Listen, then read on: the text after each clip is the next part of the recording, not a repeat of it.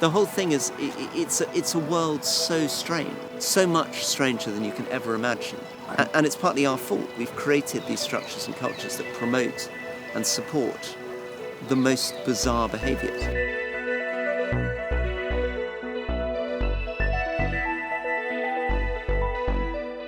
How are you going to vote this election?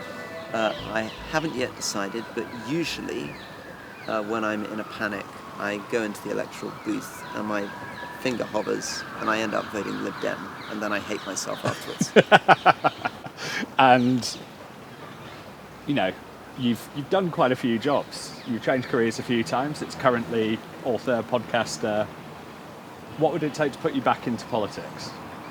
I think a sense that there's something concrete and useful that I can get my teeth into. So in a dream, it's not going to happen, but in a dream, if Keir Starmer said, you know, we're setting up a cross-party commission on the NHS or an AI, and we want people from different parties, and we really want someone to get into the weeds of this, I'd love to do that. So if called, you would serve under Keir for the right role? Like on a totally. panel or something? Totally, because I started life as a soldier and then I was a civil servant. What I really enjoy doing is trying to roll my sleeves up and solve problems in British government. I love doing that. I'm not awfully interested in party politics. My first experience as a minister was, you know, going in to see Liz Truss and realising that as far as I could tell, and she was my boss, she genuinely was not interested. She was the Secretary of State for Environment, Food and Rural Affairs.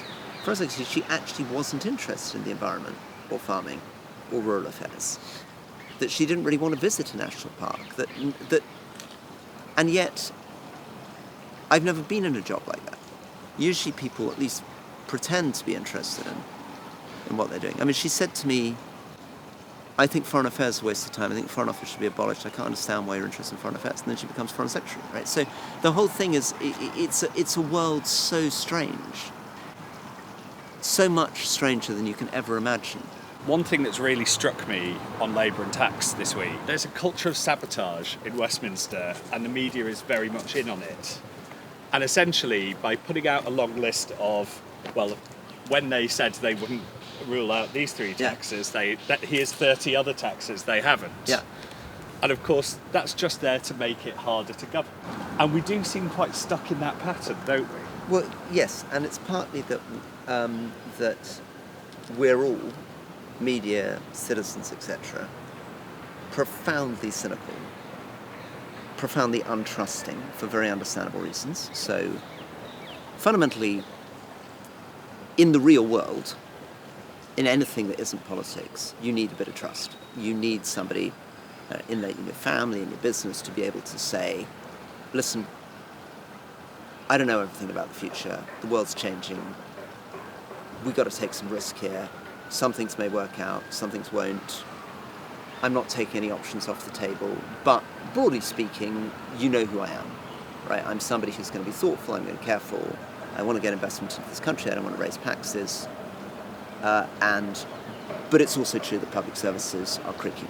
So we're going to balance and we're going to work our way through. Now, that's fine if it's a friend of yours who you trust. But if your starting point is this is a bunch of dishonest, incompetent so-and-sos, you are going to be like, nope, stop. No. I've heard this before. Tell me now exactly which taxes are you going to raise, which things, what about A, what about B? And if you say, no, I want you to buy into my general philosophy of the world and give me some freedom to operate, you're like, no, I'm not buying into any general philosophy. I want to see the terms and conditions here, right? So we are strangling all respect, autonomy, creativity, risk, government. It's not how anything can be run. Yeah. So does that mean we as the public have a bit of the responsibility as well? Yeah, I think we as the public, we as a culture, we as a society have lost so much of the stuff that democracy relied on. I mean, democracy relies fundamentally on the idea that you elect a representative and then you give them freedom to go and do stuff. Yeah.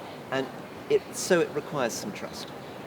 If that's gone, then I would argue we need either citizens' assemblies or we need a much more local form of democracy where you can literally poke the councillor in the chest and supermarket.